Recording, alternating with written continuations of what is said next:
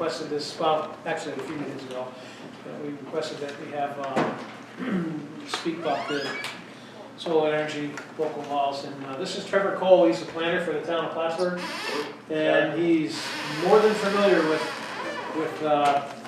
certainly the local law that town of Plattsburgh has adopted, but with solar farms and such, he's well versed. So I invited him, and he's we're very glad that he's here.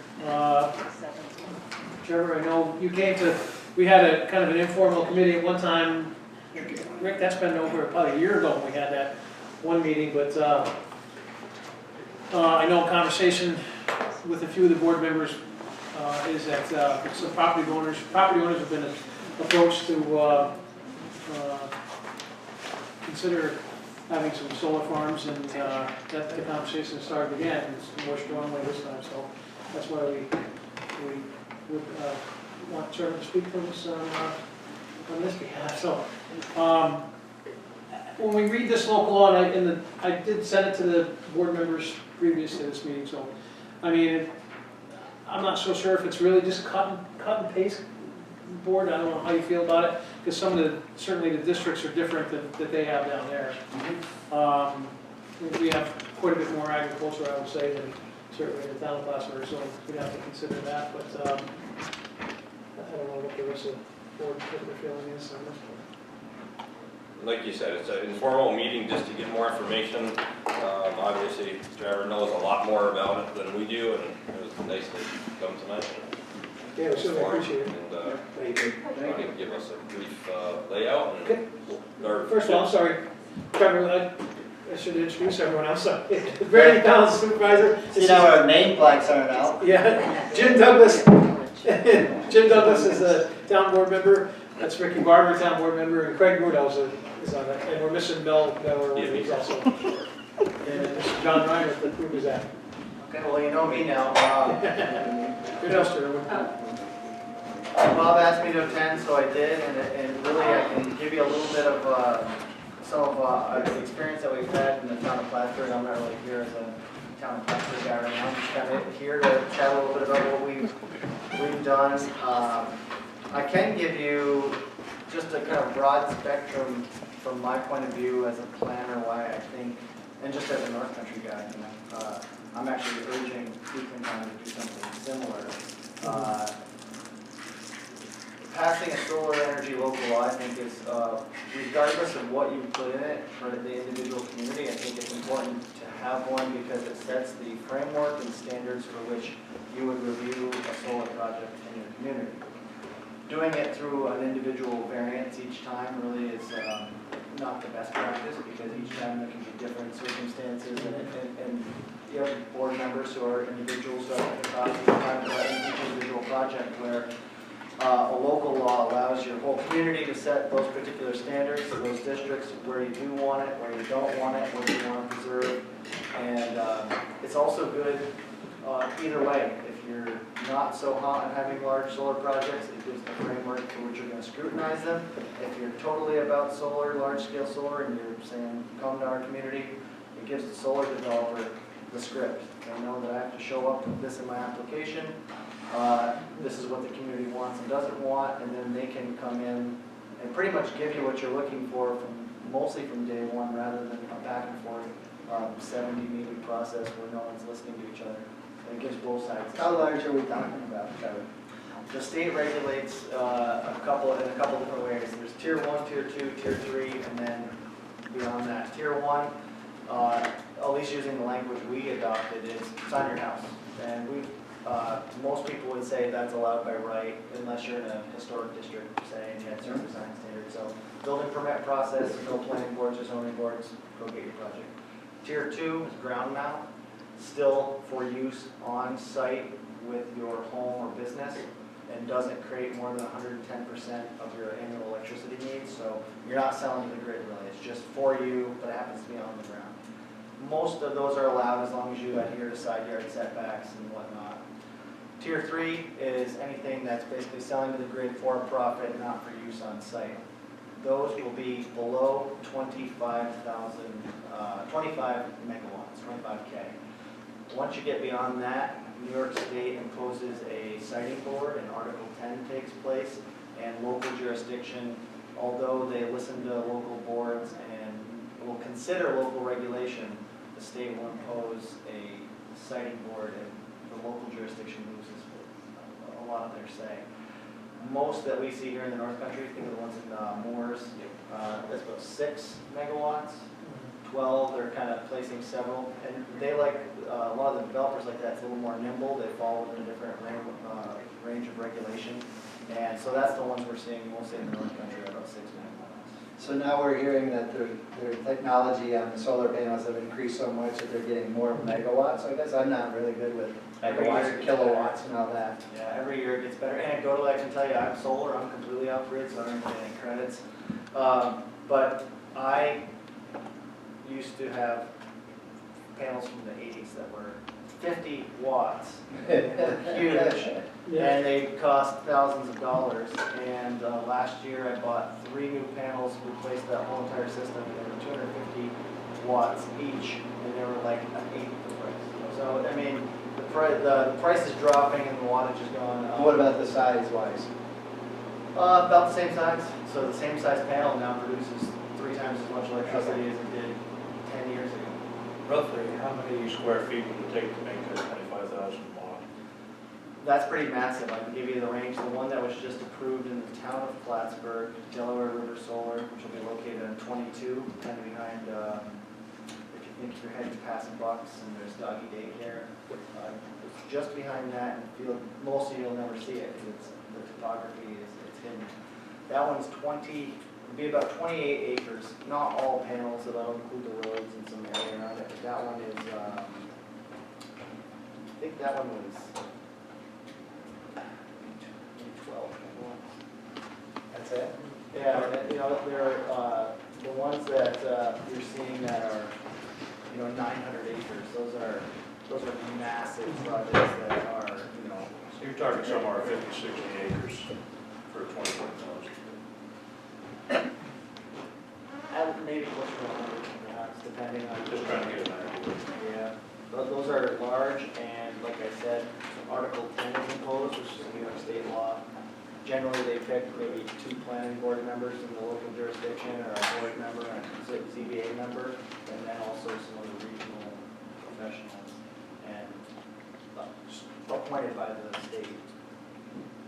So I know, Craig, a few of us attended a class down at Clinton Community College. I believe Trevor was there. And that was a lot of information there, right? Right. And there's a lot of stuff online that you can look at. For instance, if you went to NICEAG's website, they have, and again, I'm going to refer to Trevor, who certainly knows more about it. Correct me if I'm wrong, but they have, the locations for these solar farms, for the bigger projects, they have to be coordinated with NICEAG as to their transmission lines. So Right. if you go on NICEAG's website, they have a kind of an area where some of these projects could be located. So I mean, it just can't be slapped anywhere, we're saying. It's got to be in a load zone that Yeah, can handle it. yeah. It's got to be. So that's any tier 3 one? The bigger ones, yeah. Yeah, and so there's, there are maps on their website that show their different load zones and what the megawatt capacity is, because a lot of people may even have beautiful old farmland, they're not tilling it anymore, they think, I'll do a solar farm, I got some 3-phase going by. And that may or may not work because that load zone may be at capacity, so they won't add any more to that. Yeah. And then somewhere else where the land's more marginal might have a lot of capacity on that load zone, and they might be willing to do some clearing and some different.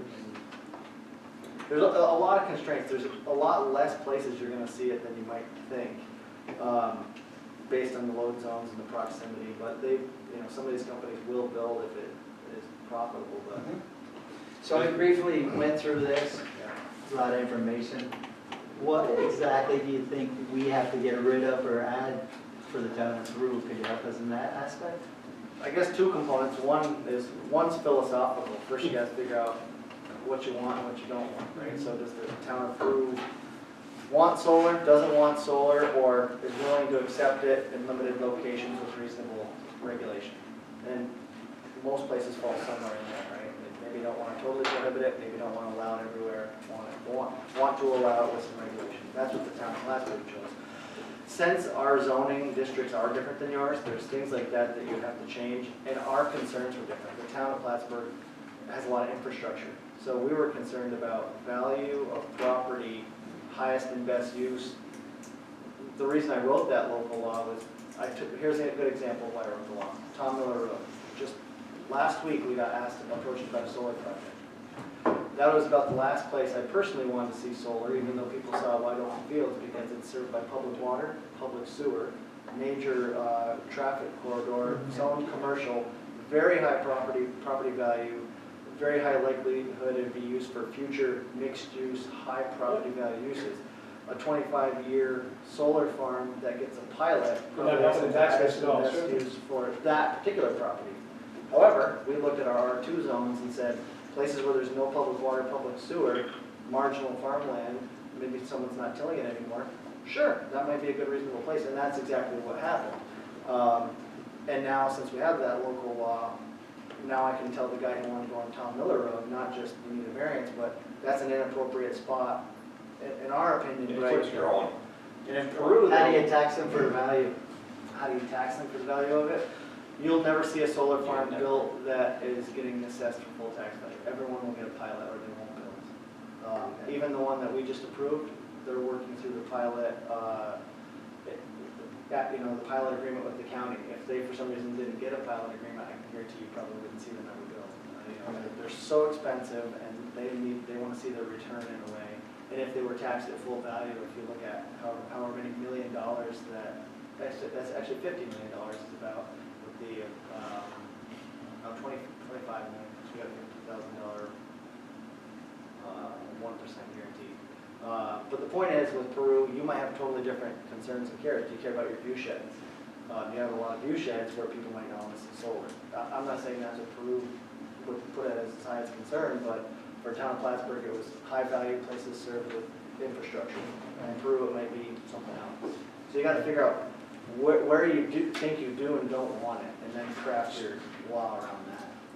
So for us, just off the top of my head, obviously, we don't want to see it in the hamlet. It's correct. Developable Yeah, land and. Yeah, so it just makes sense in the rural area for our. Yeah, I can't see the farmers giving up any of their property. It's Well, pretty much the way they're right growing. now.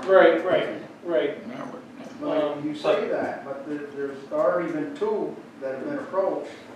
One is privately owned, and he stayed with leasing his property out to the farmer that's using it. The other one, which is privately owned, the same farm is using it, he was going to ask the farmer if he wanted to buy it, and if they don't want to buy it, he's thinking about leasing it to a solar farm. Yeah, And that piece of property is 50 or 60 acres. yeah. That's a big piece. So I know we had a project that I think all the board members are aware of, and we didn't have anything on the books regarding the solar farm.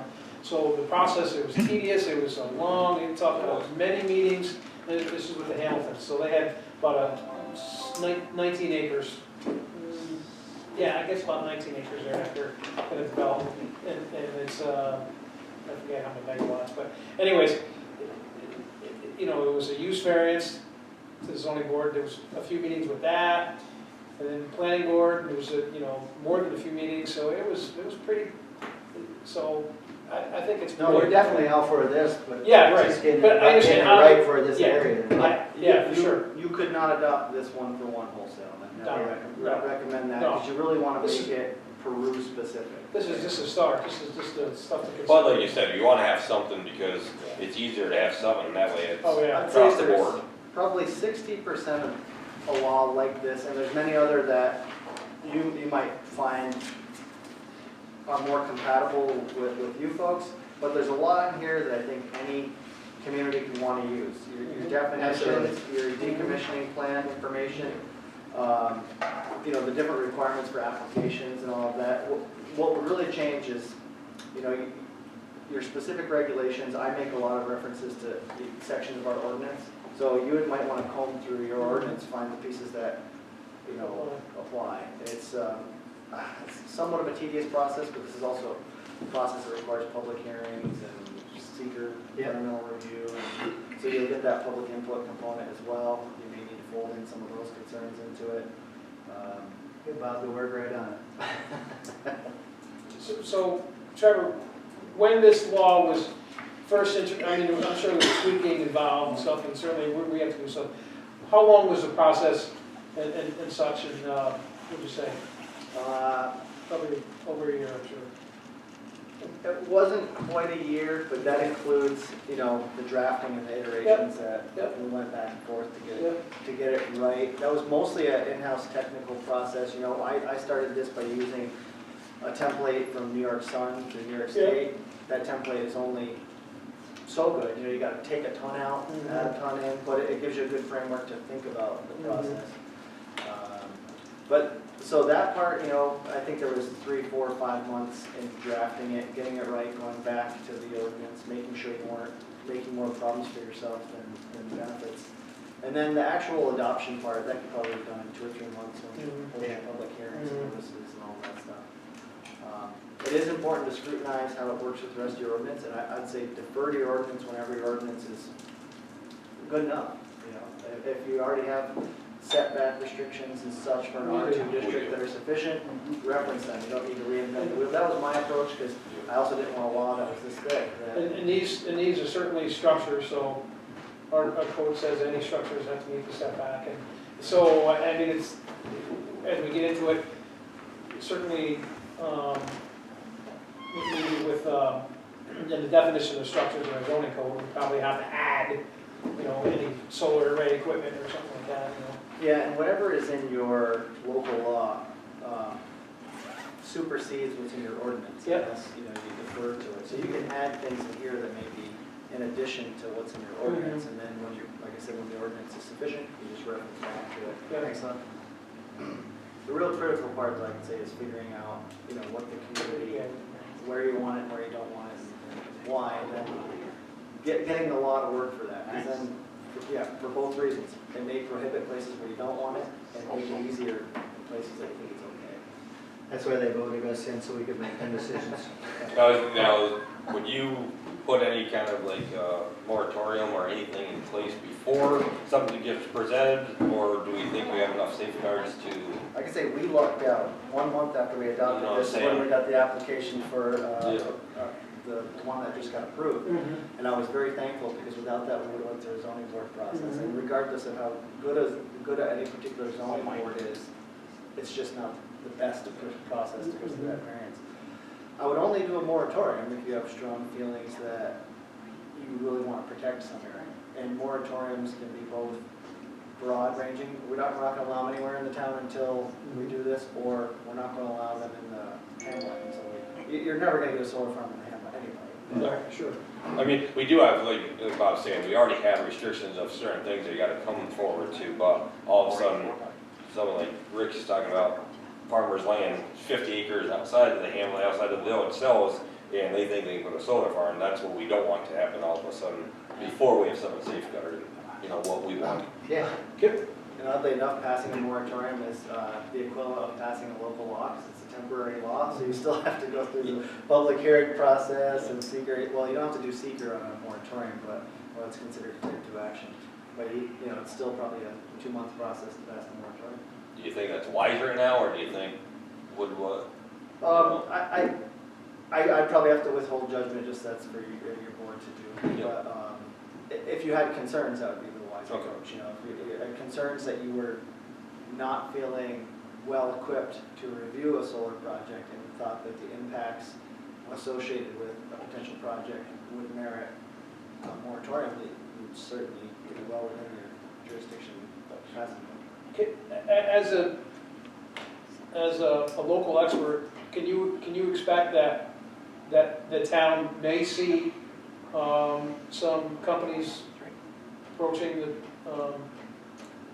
us for solar farms? Do you think it's certainly expanding? I would think it's very likely, since, Okay. I mean, quite honestly, probably the town of Plattsburgh would be considered one of the more difficult places to develop solar, and we've already had several. You know, just Sure. knowing that, seeing the amount of interest we've had. Yep. And it's hard to tell though now We when, had a company here last week too that already wants to talk to us about it, just last week. there's a lot of, and with the incentive to, you know, have New York State be, Right. now it's 75% renewable by 2030. That, there's a major push on that, and there's a lot of incentive for these companies to do that, and even NIPA is subject to that same requirement, so now they're purchasing and, That's the Becoming a Power, client. New York Power Authority? yeah. Trevor, how much does the APA get involved in this?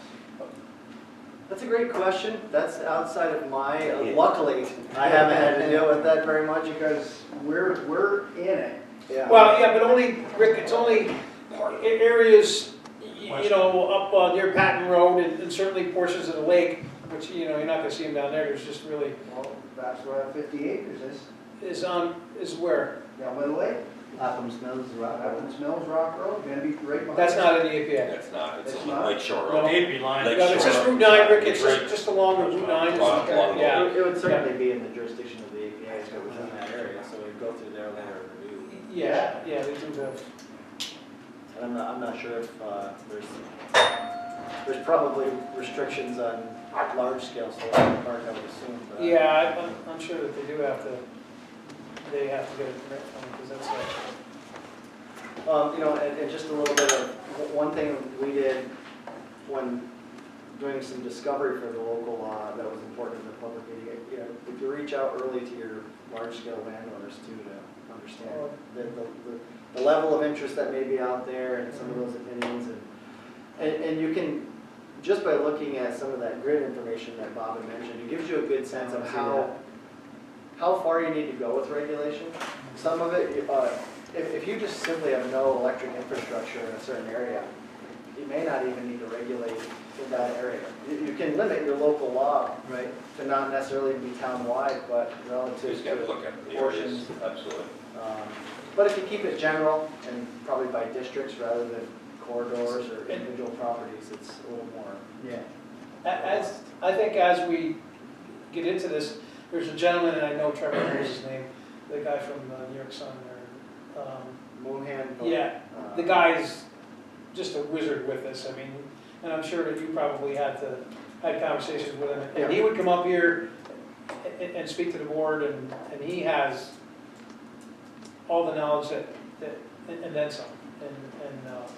And he works, is he a New York employee? Yeah. Is he a New York State employee? I don't think we're without the knowledge now that we have something to go by. It's not Yeah. that, you know, we just need to look at the ordinance and Sure. stuff. And Yeah, we we need to got have a the- committee sit down and go through that. We had the framework and Which then, is yeah. just time. Oh, yeah, for sure. I would say the only reason not to pass the local law is if you're certain you don't want to regulate it. Yeah. You know what I mean? No, we Uh, definitely need but- something, just because of the hassle they went through last time. Oh, yeah, for sure. It's a very useful tool for both sides. Yeah, absolutely. Yeah. I was very thankful because I knew from day one there was a script from which to review that project. It was very clear. I wouldn't be asking for information we didn't have the authority to ask for. The solar project couldn't say simply we're not going to do that. And the other thing, and again this is just a Trevor Cole opinion, it's also good to find a way, because these are large projects that most of them, the energy generally doesn't stay here. It's sold to the grid, and that's fine. They're making a profit and it's being sold. But it's good to get a component of the benefit for the local community, because everyone's going to see it. So I like to take all the green language out of it. I'm a green guy, but I like to call these things generally. That's why I don't use the word farm. The idea is that it's an electrical generation facility. Solar waterfalls, hydro turbines, wind turbines. They're industrial electrical generation facilities, whether they're wind turbines or solar, so it's a large energy project within your community. May or may not have impacts. It's good to figure out how your community can, get benefit from it. Trevor, I noticed under decommissioning, you guys have an appendix. Thanks for finding the one thing that's missing here. Way to go. It wasn't included, but we do have a good template because we've just done that. Okay. We allowed the project to submit a decommissioning plan to us. We had several iterations back and forth with the board to get additional components. And then at the end of the day, I think we took a bond Yeah. for, the cost of decommissioning, Yeah. should they, The guy from the state pointed that out for the tell you. Thank you. Yeah. You're the second person to point that out. All right. Any questions from anyone real quick? You have 4 more minutes. I know it's a short, brief thing, but just to get some information. Any questions, John? No, I think, I'm experiencing this now, the amount of money that the homeowner saves is minuscule. They advertise a 5% saving on your electrical bill. It's 5% of the credits that they get from the state. So in my case, or of course there's only 2 of us, we save $57 over 3 months. So they're getting us, and anyway, I have to pay them those credits, but then they give me, I end up with $3 for 3 months. Yeah. When are you gonna sign up, John? I already signed up. You already- They had a presentation at the library about probably a year and a half ago, and I signed up. What have I got to lose? You can quit anytime. Yeah. But the savings for the homeowner, in my opinion, are virtually nil. Yeah, the common model people are seeing around here is community solar, when people are getting people to sign up for, and that allows for virtual net metering. You can buy into basically a co-op, basically. Right. They do give you, like, the $50 debit card when you initially sign up. Then you get, You won't see that over 10 years. and then if you sign somebody else up, you get $50. Yeah. So it's kind of almost like a pyramid scheme. But Is it smart for a town to consider it for like all the different plans that we have, garages that we have, or it just doesn't fan out enough to get For rebates solar? enough? To have solar placed on it, or you mean? No, for the town to try to absorb all the power that we go through, I think of water plants and different things. Oh, by doing your own solar? Yeah, or is it just not there for money wise for a town? Well, I think that, it's like grant driven, Are the next grants available for? Sure. For the towns? Okay. And even some of the, I think if you, there's been a lot of analysis about this, but I think in general, what appears to me the best way to go solar is to buy it, install it, and have it make your energy for you, and your payoff is so much quicker. And not sign up to something that's gonna give you back very minimum, like John's saying, very minimum, because, there's talk about 10% for the town to different things, different projects coming up, but I'd rather see if we can, if there's grants out there, that the town does their own, and you said you save so much more than that. Yeah, the models out there are, ownership, which at the end of the day, you get your biggest return for your buck. Yes, you gotta buy it, but then after 5-7 years, you're making electricity, you're making money, and, 25 years later, you're still making Still money. do it. But the other models, which are basically, you lease your space and they give you back a portion of that, that's another typical one where a lot of towns have done. It's cheaper, like you get a large solar company, if the town has a field, they place solar on it, and you still have to pay a bill, but you're guaranteed to pay 10% less than the NYSEG rate for the duration of your contract. Okay, that's fine, but you still have to give up a chunk of land, and then you gotta work out tax implications, so. So you own your own, is what kind of maintenance? Nothing. Pretty much means it. If you're grid connected, like most municipalities would be, it's just, these things last forever. I don't know. My panels that I talked about are now, the ones that I replaced are like 32 years old, and we're still producing 95% of their original capacity, but they're sitting in a pile in my garage because I got new ones. Why? Because they're cheaper and bigger and better. Right, technology goes so quick. Payback on a homeowner somewhere between 5 and 7 years. That's what's been standard right now, but it's a moving thing because as these, the watts go up and the price keeps coming down, the payoff can be a little sooner, and depending on how much you do. A lot of people think, they look at these large projects this year and they spend massive amounts of money, but they're looking at covering all their town's electricity costs, like all the municipal. Sometimes you could say, I just want to cover 20% of this building, and you simply put one roof on. Okay, and then you pay that off in 2 years, and then you're still paying 20% less electricity. There's so many models, I think, where people have seen it as wildly expensive is that they just try to do everything at once. Big massive project. Really is, okay, yeah. Awesome. Trevor, thanks a lot. And moving forward, can we at least, maybe not ask you to come back and speak, but certainly we can contact you if we have questions. Yeah, great. Great. Sure. Thanks a lot. Trevor. Appreciate it. Thank you so much.